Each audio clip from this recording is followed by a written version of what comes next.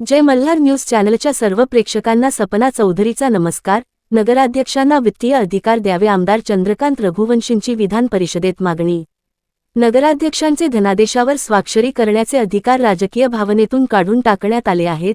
लोकप्रतिनिधीच जर लोकप्रतिनिधींचे अधिकार कमी करत आहेत, असा खेद आमदार चंद्रकांत रघुवंशी यांनी व्यक्त करीत पूर्वीप्रमाणेच नगराध्यक्षांना धनादेशांवर सह्यांचा अधिकार देण्यात यावा अशी मागणी विधान परिषदेत केली।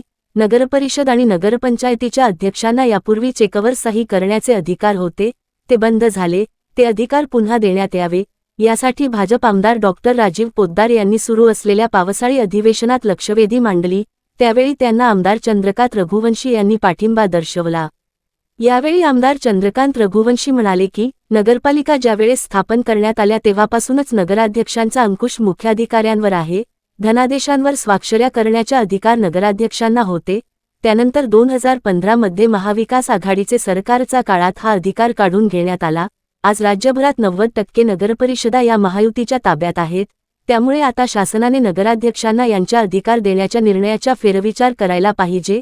30 जुलै 2026 रोजीच्या संभाजीनगर उच्च न्यायालयाच्या खंडपीठाच्या निकालाचा देत आमदार चंद्रकांत रघुवंशी म्हणाले की नंदुरबार जिल्ह्यातील नगराध्यक्ष संभाजीनगर उच्च न्यायालयाच्या खंडपीठात गेली असता त्यांना चेकवर सही करण्याचा अधिकार आणि 64 नंबरच्या फॉर्मवर सही करण्याचा अधिकार न्यायालयाने दिला। या संदर्भात नंदुरबारचा जिल्हाधिकाऱ्यांना खंडपीठाने आदेशित केले। या निकालाच्या अनुषंगाने नगराध्यक्षांना धनादेशांवर स्वाक्षरी करण्याचे अधिकार बहाल करावेत। सपना चौधरी, जय मल्हार न्यूज, नंदुरबार। सभापती महोदय, लक्षवेधी क्रमांक 4।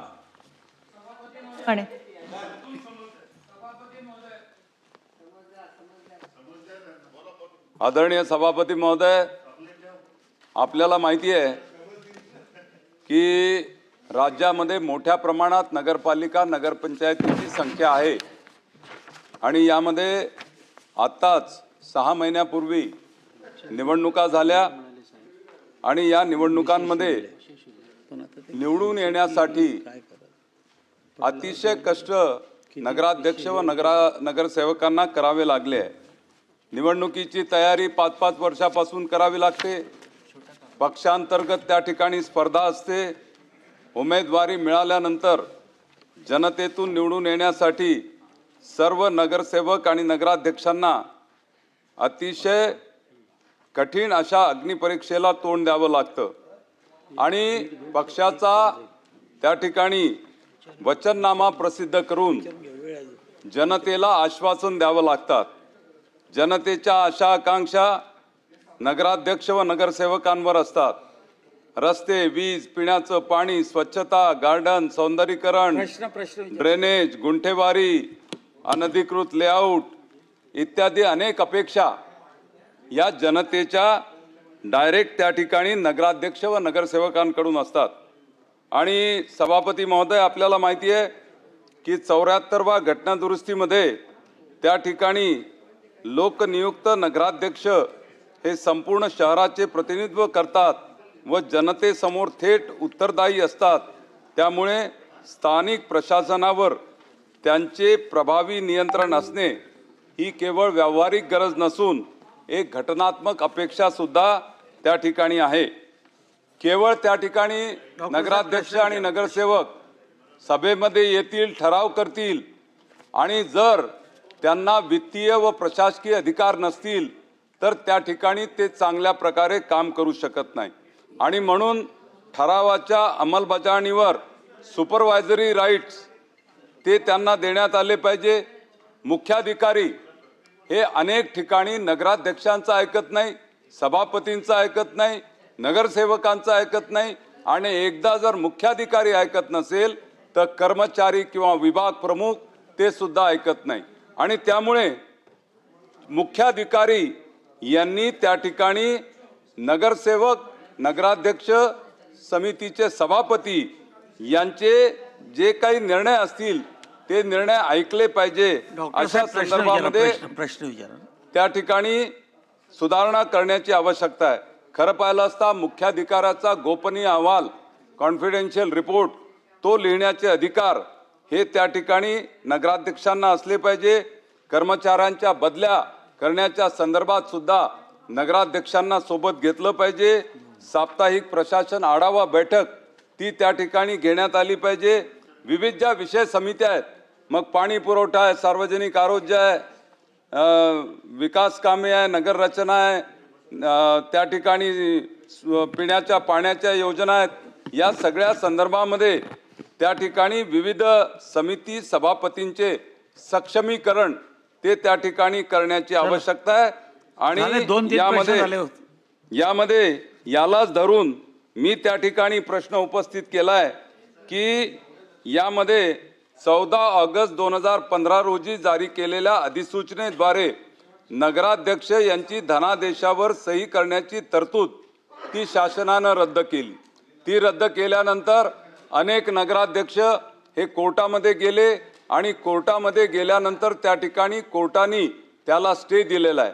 जोपर्यंत नगराध्यक्षांना प्रशासकीय व वित्तीय अधिकार असणार नाही तोपर्यंत नगराध्यक्ष व नगरसेवक प्रभावीपणे काम करू शकत नाही. आणि जनतेच्या आशा आकांक्षा या नगराध्यक्ष व नगरसेवकांकडून आहे, त्या काही प्रशासनाकडून नाही आहे. आणि म्हणून या संदर्भामध्ये या संदर्भामध्ये सभापती महोदय, नमुना क्रमांक 64 बाबत दिनांक 14 ऑगस्ट 2015 ची अधिसूचना उच्च न्यायालयाने स्थगित करीत असताना राज्यातील सर्व नगरपरिषदांना त्याबाबत स्पष्ट निर्देश देण्यात आले आहे का, हा माझा एक प्रश्न आहे. त्यानंतर उच्च न्यायालयाच्या अंतरिम आदेशाची अंमलबजावणी सर्व नगरपालिकांमध्ये होत आहे का. त्यानंतर नमुना क्रमांक 64 संदर्भातील प्रलंबित न्यायालयीन प्रकरणाबाबत शासनाने काय भूमिका घेतली आहे, नंतर विचारतात प्रश्न. आणि यामध्ये अजून एक माझी सूचना आहे की शासनाने या संदर्भामध्ये, आम्ही स्थानिक स्वराज्य संस्थेमधून निवडून आलेले आमदार आहोत, आम्ही नगरसेवकांचं प्रतिनिधित्व करणारे आमदार आहोत. त्यामुळे स्थानिक स्वराज्य संस्थेतले सर्व आमदार, नगराध्यक्षांचे प्रतिनिधी, महापौरांचे प्रतिनिधी, नगरविकास खात्याचे मंत्री, राज्यमंत्री आणि नगरविकास खात्याचे सचिव यांची एक संयुक्त बैठक बोलावून नगराध्यक्ष, सभापती, उपाध्यक्ष आणि नगरसेवक यांच्या अधिकारामध्ये वाढ करण्यासाठी प्रभावी उपाययोजना त्या ठिकाणी करण्याची आवश्यकता आहे. आणि मला वाटते की हाच मला विषय त्या ठिकाणी ठेवायचा होता.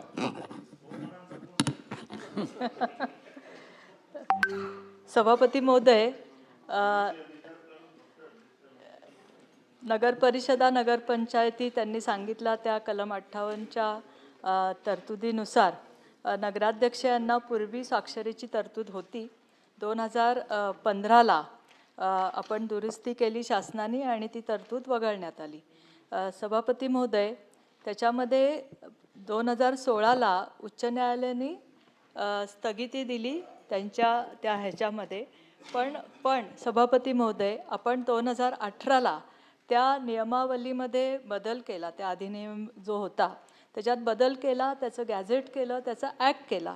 त्यामुळे काय झालं की तो जो जी नियमावली बदल केल्यामुळे उच्च न्यायालयात जी स्थगिती दिलेली आहे ती स्थगिती निरर्थक ठरली. आणि आता आपण हे वास्तव उच्च न्यायालयाच्या निदर्शनास आणतोय.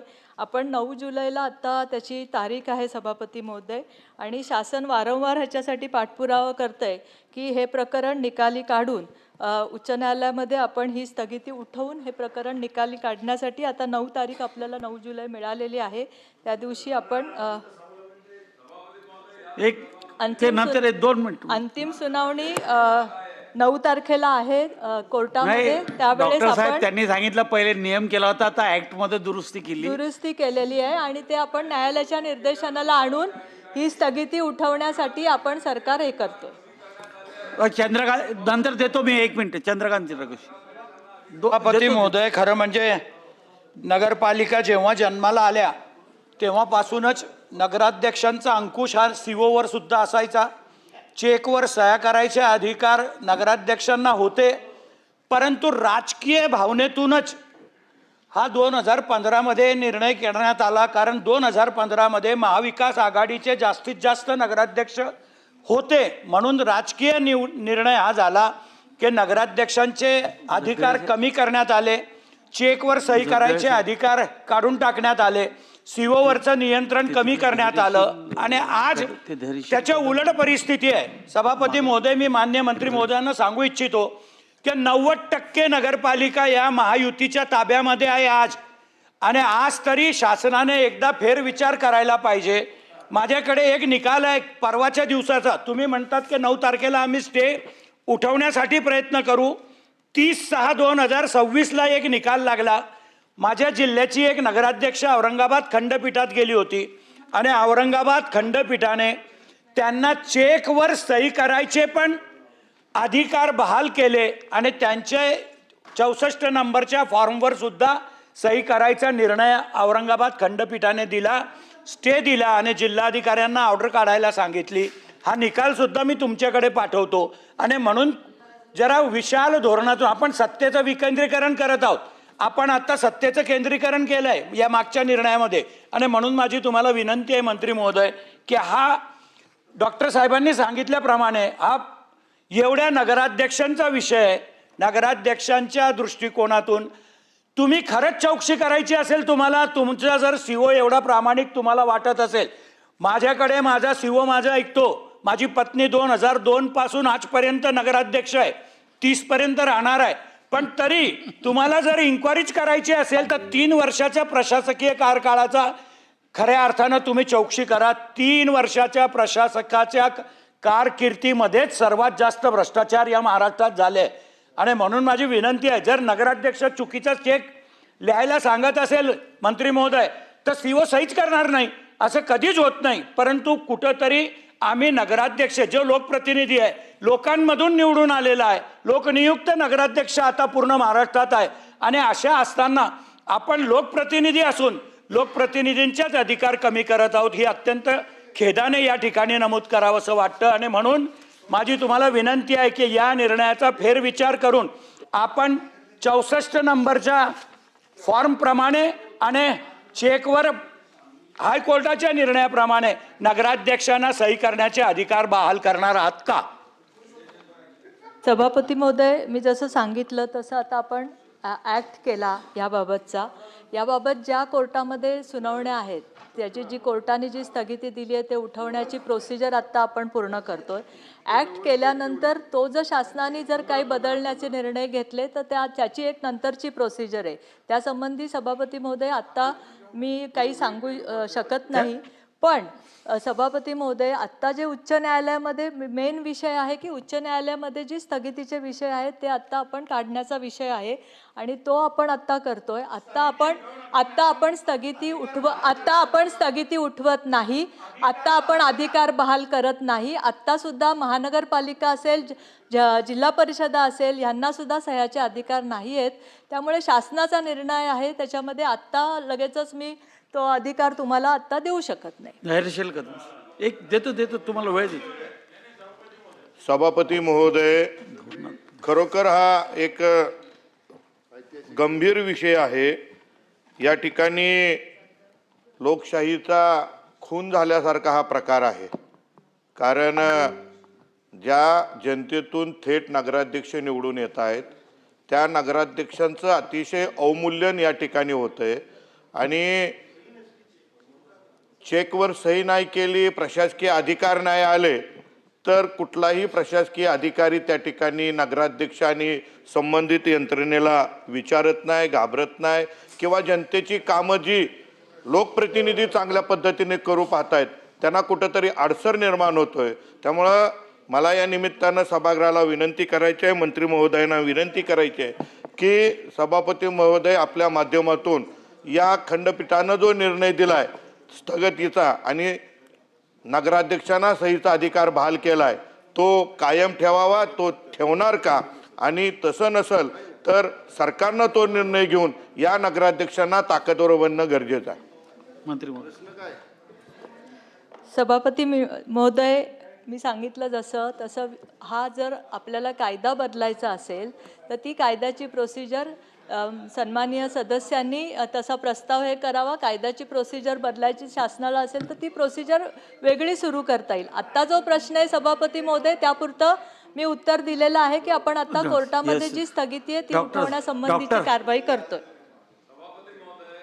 संदर्भामध्ये नगराध्यक्षांना पूर्वीचे अधिकार बहाल करण्याबाबत शासनाची भूमिका काय आहे हे मंत्री महोदय सांगत नाहीये आणि त्यामुळे ते कोर्टात हे प्लीड नाही, करतायत त्यांनी की सांगितली, आम्ही जे एक मिनिट 64 डॉक्टर मध्ये साहेब, सुधारणा त्यांनी केली, भूमिका सांगितली. त्यांनी सांगितलं पहिले नियम केला होता, आता आम्ही ऍक्ट केला. नियम असल्यामुळं स्टेट हायकोर्टानं स्टे दिला होता, आता ऍक्ट केला. आम्ही आता तिथं कोर्टात चाललो 9 नाही तारीख पण आहे. या संदर्भात म्हणजे सध्या तरी शासनाची या भूमिका त्यांनी संदर्भामध्ये सांगितली. सभापती महोदय त्यांचं जे उत्तर आलेलं आहे ते उत्तर अतिशय समाधानकारक नाही.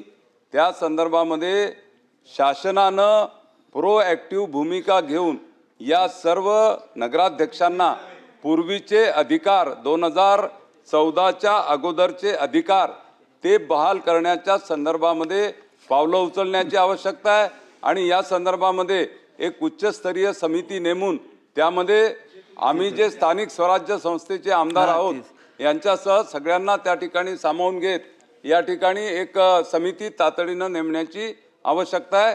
ते आपण करणार आहात का माननीय मंत्री महोदय? सभापती महोदय यांचा जो विषय आहे त्या विषयासंबंधी त्यांनी जे पण सन्माननीय सदस्यांना त्याची इच्छा आहे की हा कायद्यात बदल व्हावा असा प्रस्ताव सूचना त्यांनी द्यावी माननीय मुख्यमंत्र्यांकडे. त्यानंतर आपण एक मीटिंग लावू. बरोबर. चला शेवटचा प्रश्न.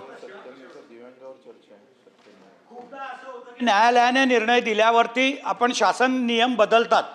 आपला जरी आपण कायद्यामध्ये अमेंडमेंट केलेली असली तरी आता उच्च न्यायालयाचा निकाल आहे मंत्री महोदय आणि त्या निकालाच्या प्रमाणेच आपण नियम बदलू शकतो असं मला तरी वाटतं आणि आपण त्याची अंमलबजावणी करायला पाहिजे कारण हा जनभावनेचा विषय आहे. संपूर्ण महाराष्ट्राच्या मतदारांचा शहरी भागाच्या मतदारांचा एक प्रकारे हा अपमान आहे आणि म्हणून माझी विनंती आहे आणि त्या संदर्भात माननीय मुख्यमंत्र्यांकडे आपण सर्व लोकप्रतिनिधींची म्हणजे आमदारांची बैठक जे लावू. स्थानिक स्वराज्य संस्थेतून निवडून आलेले आहेत त्या सर्वांची बैठक लावणार का? हो सभापती. शेवटचा प्रश्न त्याला दानवे साहेब. मंत्री महोदय, माननीय मंत्री महोदयांनी याच्यात उत्तर दिलेलं आहे. जिल्हा परिषद अध्यक्ष आणि महानगरपालिकेच्या महापौरांना असे अधिकार नाहीत. सभापती महोदय, असे अधिकार याच्या आधीही जिल्हा परिषद अध्यक्षांना किंवा महापौरांना कधीही नव्हते, पण नगराध्यक्षांना होते. नगराध्यक्षांना होते आणि आता नगराध्यक्ष हे जनतेतून निवडून आले 100% मतदारातून आणि म्हणून महानगरपालिका जिल्हा परिषदेचे कायदे वेगळे आहे, नगरपालिकेचे कायदे वेगळे आहे. महानगरपालिकेची लोकसंख्या 20-20, 30-30 लाख आहे, नगरपालिकेची 30,000, 50,000 लाख असते आणि नगराध्यक्षांना असे अधिकार असणं आवश्यकच आहे. कारण जे आता रघुवंशी साहेबांनी सांगितलं की भ्रष्टाचार प्रशासकीय काळात जास्त झाले, जे लोकनियुक्त यांना चिंता असते पुढच्या निवडून येण्याची सभापती महोदय, ते काय भ्रष्टाचार करू शकत नाही. एखादा करत असेल अपवाद म्हणून त्याच्यात कायदा मला असं वाटतं नगराध्यक्षांना पुन्हा पूर्ववत अधिकार देण्याची आवश्यकता आणि त्यासाठी सरकारने पावलं उचलली पाहिजे. हो सांगितलं त्यांनी मुख्यमंत्र्यांकडे हो बैठक. सभापती महोदय.